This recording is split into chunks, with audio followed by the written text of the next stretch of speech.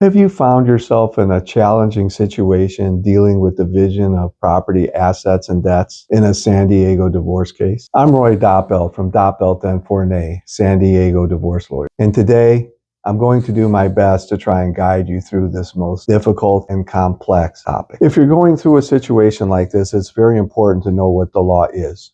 In general, all assets are divided from date of marriage to date of separation, with some exceptions, such as gifts or inheritance. Also, debts are normally divided, one half each from date of marriage to date of separation, even without an agreement or consent, except sometimes for student loans. In the state of California, it's very important to understand what the law is and that both parties are entitled to an equal division under the law, except again in certain circumstances. Now, why should this be important to you?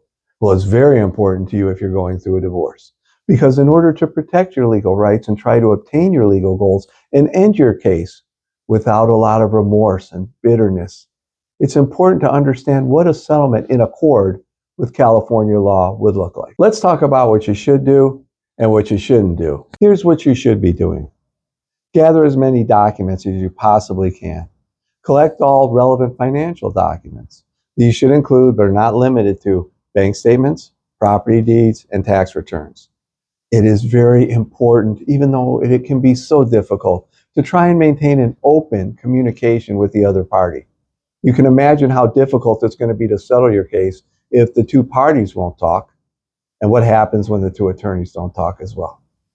Negotiate whenever possible. Settle whenever possible. Certainty is very important in family law, but in order to do that intelligently, you need to know what you're entitled to in accord with San Diego family law. Here's what you really should be avoiding and not doing. Please don't hide assets. Please don't conceal assets or not state assets or not disclose assets.